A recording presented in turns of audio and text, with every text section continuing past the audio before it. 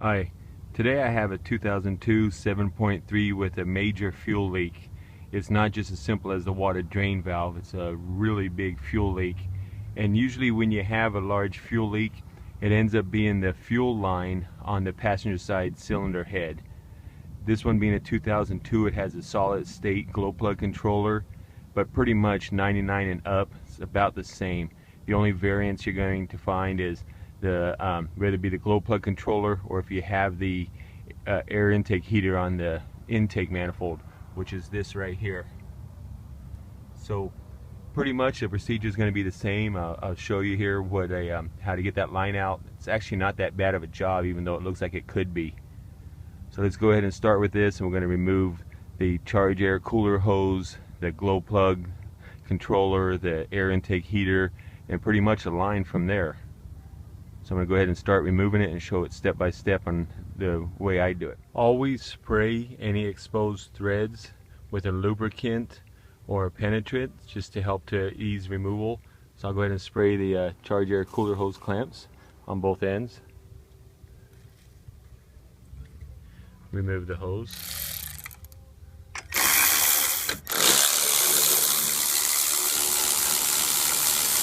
Before I pull the charge air cooler off, I go ahead and remove the boost pressure sensor here on the AC evaporator heater core case. Usually you can just pull the line off of the intake here.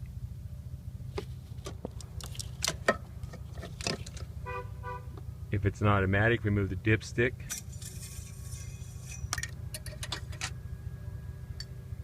You can go ahead and remove the charge air cooler tube and hose.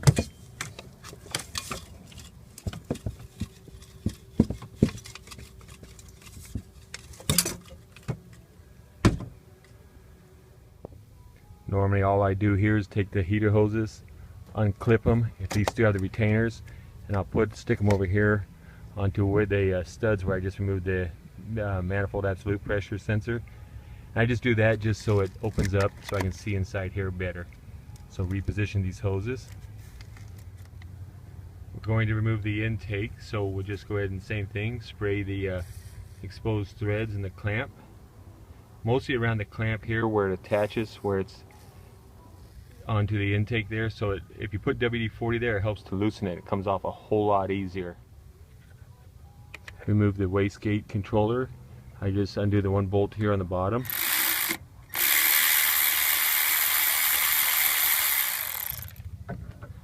And we can just position this down here out of the way for right now. It's not that big of a deal. Unplug the intake air temperature sensor. And we're going to go ahead and unbolt the clamp here and the power and the ground for the air intake heater.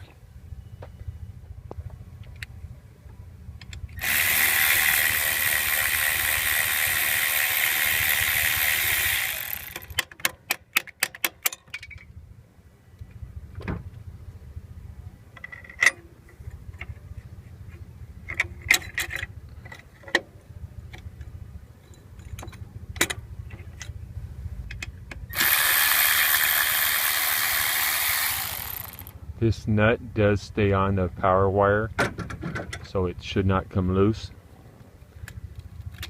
I just move the insulator here, put it on top, keep it out of the way, and pull the ground off.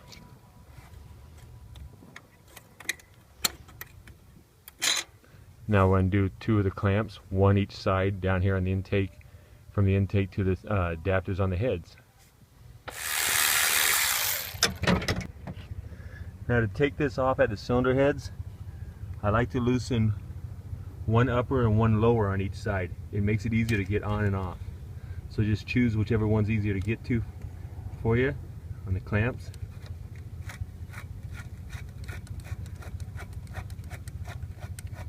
So here I'm taking the lower one loose on the driver's side. So when I go over here to the passenger side, I'll loosen the upper one.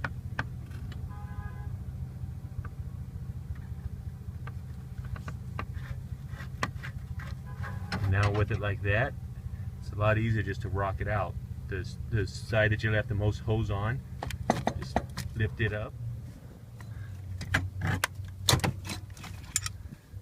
pull it out as an assembly. Okay, once you have the intake off of this, you just take your regular 9/16 wrench and get it inside here, and you can loosen these up. Make sure you grab only the top nut on it so you're not breaking it, and if you're not sure or you're not confident, you can always crimp this and cut it with a I don't know, you want to use tin snips or whatever else and use a socket over it, you can, but I've never had an issue with getting a wrench on it and breaking it loose and getting it off. In the same way with it up here, I've already loosened it. It's the front one up here on the fuel filter bowl, and I've got the air intake solenoid off of it here and the glow plug module off to get it out. So now I'm going to go ahead and loosen the nuts off here on the fuel line and get it out. Okay, I have both nuts loose on it. I'm about ready to take it off. Now, a lot of them, you'll find a bracket right here on this back part of the intake where it's there's a bracket that holds a line on. That's usually where it has rubbed through and caused the fuel leak. I usually just leave them off and I've been doing it for years without any issues. I find that that's where they always fail. And this one right here, customers already left it loose and actually tried to epoxy it to stop a leak. So anyhow, now all I've done was loosen up both the nuts on it. I still have the bracket on here for the glow plugs and the air intake heater. Just push it out of here, push it out, bring it down, bring this out here without bending it. Now see, I'm just taking it and we're lifting it out, right out of there. It's not bent, nothing's damaged on it, and it comes right out. You can see how I still have pretty much all this all together. Here's the part number of the one I'm using. Okay, here's the new one, all ready to go in. Leave it on the factory bends, it fits right in. One thing you may want to do is make sure where these go in, these little crush bushings, they're just little like pieces of hose that goes on. There's one down here. Just make sure that the area where it goes into up here in the fuel bowl and in the back of the cylinder head, that there's no pieces of the old one left in there. And just take this one here, feed it back down in here. Try not to get it dirty, stuck on anything, and just feed it in and then tighten it up. So I'll go ahead and get these started and check for leaks.